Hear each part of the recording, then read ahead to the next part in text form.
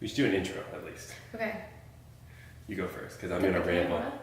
What's that? It doesn't have to do with me. Look at the camera. We're talking to people. Yeah, but... Hey, everyone! Oh, hey. I didn't see you there. Oh, hey. It's like, you know the New York State of Mind, the rap song? It's like, how do I start this? You're thinking of this way too much. You're overthinking. No, I'm not. I'm just like, Oh, okay. I don't know how to start it. You know how to start it? Well, who are you? Or do people know who you Everyone are? probably knows. But if I put it on my channel, no one knows who you are. No, I'm just kidding. No one knows. Hi guys, my name is Dan Bertarelli, and I am 24 years old. I have competed in powerlifting once, and I train like a power builder. As much as I hate to say it, I do powerlifting and spend a ton of time on hypertrophy stuff. And Madeline here. I am a WNBF bikini pro, and I've been training for about 4 years, probably 3 really seriously, and I am in my off season now, taking my first real off season, knowing what I'm doing, and I'm really excited to compete at Worlds in 2020. So for now, I'm just gaining weight and putting on as much muscle as possible. She plans to get to 135. A real soft 135. We're at like 125 right now, 126. Debating. It depends on how much sodium I have, but yeah, hopefully my goal is to kind of be like 130 and looking good. So that will take a few years, but yeah, it's tough to say, like, because this is like your first real off season, and you're training progressively. You're eating in a calorie surplus, so I think. I mean, obviously it's not all going to be muscle, but a good percentage of it is going to be muscle. That's what people don't realize too. You can't really work your calories up and put on a good amount of muscle without putting on some fat. Like, you just have to accept it. So it's not. And I think a lot of girls too get into competing because they think that they can kind of hold on to their stage look, not shreds, but like being lean enough. And it's kind of like, you kind of have to be uncomfortable with your body in the off season in order to like actually do well. And people don't realize that it's not something that you kind of can get into and be comfortable all the time. Because like even in prep, I didn't like how I looked at certain times because I'd feel like a pancake, like so flat and like not womanly. And then now it's like, well, I feel a little fluffy, so I don't know, like you kind of have to be comfortable with being uncomfortable. And that's kind of like the funny thing about it's bodybuilding. The irony of it. Yeah, it's like so many people. Because you should spend a bigger percentage of your year gaining. Yeah. And you won't necessarily look like a bodybuilder. Right. Like, I know when I start gaining fat, like my arms get bigger, but like much less definition. So it's like, he might lift like casually. He's kind of potato. Yeah, he's so but potato. But not you, I feel like. Well, yeah, but like a lot of people, and like, it seems like the best bodybuilders have like, they're either like, they're kind of short and like they put on like, when they gain weight in their off season, they don't look good. You know what I mean? Yeah, have you noticed it's that so true. Yeah, and you kind of want to see like, well, maybe like there is a limit to like putting on body fat, and then people don't realize that too. Is like you can't. So a mistake that I made like a few years ago was I was eating like too much, and I thought like, okay, I want to gain muscle, so I need to like be in a surplus. My surplus was way too much, and I didn't realize that. And I had come from a restricted background too, so I kind of like always had a feeling like I'd rather be eating too much than too little. So that was like the mental part of it. But people don't realize like you don't need a crazy surplus in order to put on muscle. You more so need time, and that's the hard part too. Like people don't realize how slowly, if you're natural, you put it on. So that's why I think like you really have to love training, because it's like you can't like look in the mirror every time you train and be like, oh yeah, I see a new muscle, because there's a time when that slows down. That does happen. It does happen though. At first, you're like, oh my god, little pop. Yeah. That goes away though. It goes away. So basically the reason we're starting this podcast is because we've done so much wrong and that we like to hear ourselves talk too. But we also want to help other people. Potentially help people. Could be passive learning if you want to listen to it in your car, or we're going to be uploading it to YouTube. If you get YouTube Red, you can listen to it without having to worry about looking at your phone while you drive. So that's pretty good. Safety first, people. We all about that longevity. Longevity and training. That's why you train like a. I'm not gonna say it. We have an inside joke. Like, you have to train hard, but you also can't train like to the point where you're gonna go hardcore, like the sacrifice to win every time. Which is referencing a video on YouTube, which is great. But there is like the inverted U when you train like in the range, like that you're creating an adaptation, but you're not going past it, which will lead to more injuries or not training enough. Like, you know, like probably like 10 sets per muscle group is probably enough. But then, you know, like you see a lot of junk volume. Oh yeah, totally. And you think that you need to, I mean, when you're just starting out too, you think, oh, okay, more is always better. And then you don't realize, like, especially if you have no training background, if you do way too much, like, your body is going to be like, what are you doing to me? So you have to, like, slowly get into it and then kind of make sure that you're setting yourself up so that you're not sore for, like, a week and then you can't get in as much volume as the person who paced themselves would. I actually never told you this. When I first started training, I would train 3 days a week, Monday, Wednesday, Friday. No way. Yeah, and I would do like full body every time. And I think that's actually like kind of smart. Yeah, honestly.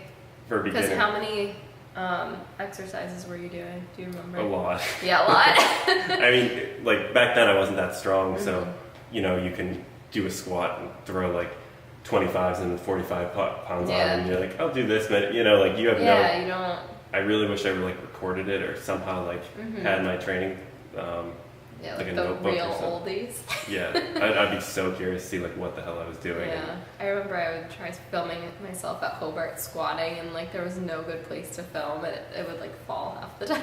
It was what so bad. My phone. Do you have any of those? I probably those would be somewhere. Awesome to see. I know. I have. I actually. So that's like another video idea. I have a few videos like.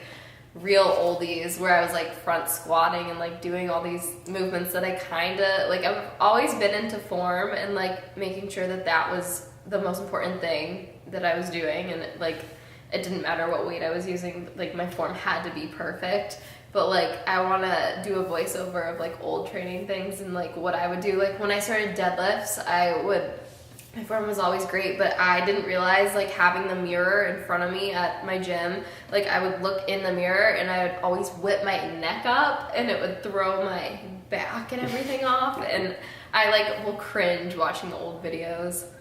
But yeah, so it's like just something, you know. We kind of want to, with this podcast, we want to show like perspectives from a bodybuilder and then like someone who trains more like a powerlifter, right? And how they intertwine and how there are similarities and how there are differences and how probably we should do more of what the others are doing in certain aspects, because like a lot of times we as powerlifters we don't focus on nutrition, we focus on the big three, we don't focus on hypertrophy, you know, we're good with specificity, which bodybuilders mostly tend not to be. You think? Yeah. Like the training wise? Yeah, I'm not saying more like the evidence-based ones, but like more as you see like in different federations, they're trying to confuse the muscle. Yeah, yeah. They're trying to, it's just like kind of all over the board and trying new exercise to. Just to, yeah. So different. We're definitely gonna have a podcast like literally just on like is bodybuilding and powerlifting training that different? Right. And I think bodybuilders too can find benefits to training like a powerlifter. I consider myself like the mentalities that I kind of use when I train like my heavier stuff, especially like I go into it thinking like I want to lift as much weight as I can. I don't think, okay, I need to squat and then I'll do like, because I do with my compound movements, I prefer doing them heavier, like in the rep ranges of like, I don't know, like 8 reps for a squat is a lot for me.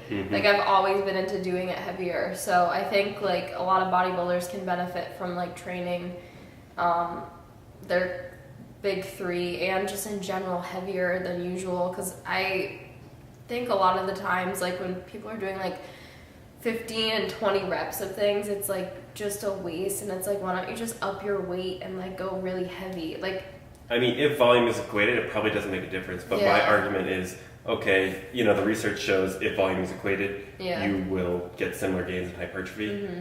But that's over like a 12-week study. But then you will gain more strength if you're doing the 4 to 6 range. You know what I mean? Like, how much weight can you really put on with a 20 rep squat? Yeah, you know what I mean? I could probably add 5 pounds every week, but after a certain point, it's like, it's just, you wouldn't be able to do it. Yeah. But that's the problem. And I was gonna say, and like girls I see so often like doing like plyometric stuff in between their sets, and I'm like, what are you doing? Especially if, not even like in prep, but like in off season too. It's like you're just spinning your wheels. Like if you're fatiguing yourself and then you're trying to like do, like say you're doing jump squats in between your back squats, that's not going to help your back squats. And the jump squats are probably just, I mean, how many calories is that actually burning? Like, I think it's more of the need to feel like they're doing something. Yeah. You know what I mean? That's like, another thing too.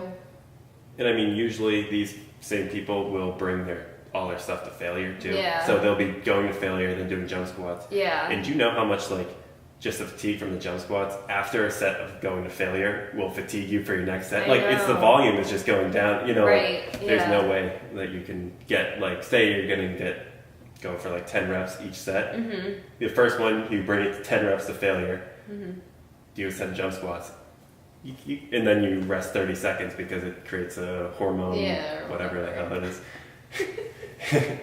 And then you can only probably get like 6 or 7 on your next set. And especially too, if you're doing it in prep, you don't realize like you're trying to hang on to that muscle. Like I always tell Dan, like, I think I made a bit of progress in the beginning of my prep because it was so long, and I did start from kind of a higher body weight than I'd like to.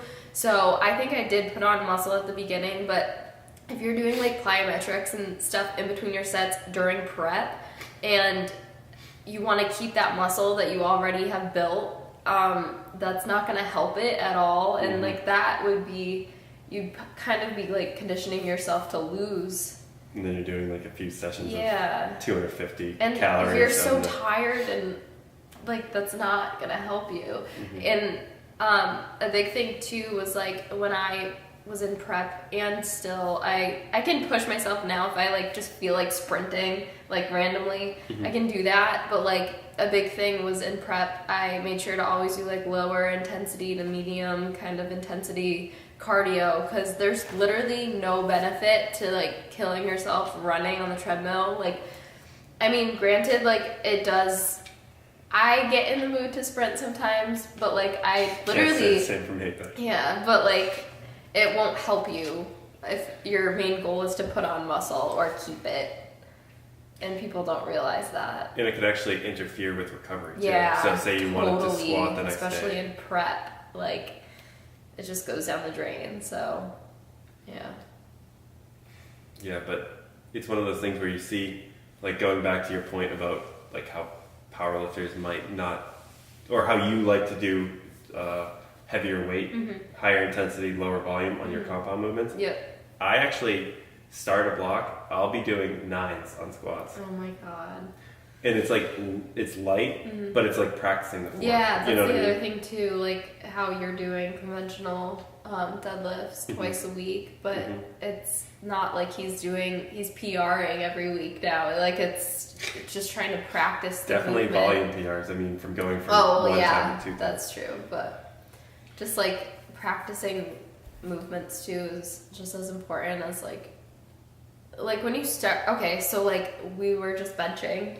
He taught me how to bench for the first time. I had never done it before, and we just like, it's one of those things where if I were to keep it into my split, I would make sure that I wasn't just like, I mean, it is a new movement, so I'd be adding weight over time and stuff pretty fast, but it's one of those things where like you kind of have to like get the movement pattern down before you throw on like way too much weight, because that's like so like recipe for injury.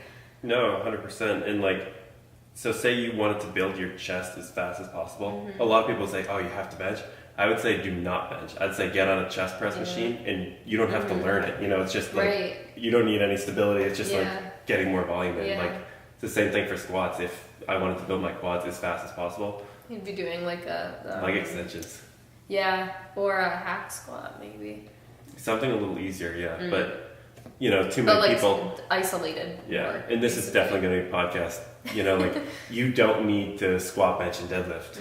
You know what I mean? You can kind of do what you know. You kind of need the movement patterns, like in a general sense, to hit everything. But you can, you know, instead of deadlifting, you could do. There's a lot that deadlift hits, but you could do cable pull throughs. You know, you just exactly. You just have to add more. So what a compound movement does is it gets more muscle. And that's like what I did the last couple months of prep. Instead of doing deadlifts because they were just so taxing, especially to my like lower back, I would do an RDL, and then I always kept my back squats in, actually. Pretty sure. Yeah, really? But deadlifts were really hindering recovery, and I love them so much, but I just had to accept like I should be doing smarter things so that I can get all my volume in. So I was doing like that, or a leg press, and just like equating the volume. Exactly. So that's like the general gist of where we want to go with this podcast. We just literally went everywhere. But hopefully we want to do like 1 to 2 per week. We don't know yet, but we have like enough ideas for like. We have way too many. I think there's like literally a year worth of podcasts.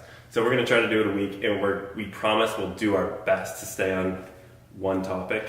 Yeah. But can't promise. Can't promise that. So we're gonna end our podcast with a question of the day, and this will be interesting to see like what a bodybuilder thinks versus what a powerlifter thinks. So say you hit a new PR. What? With perfect form, was it really a PR or not? Nope. Okay.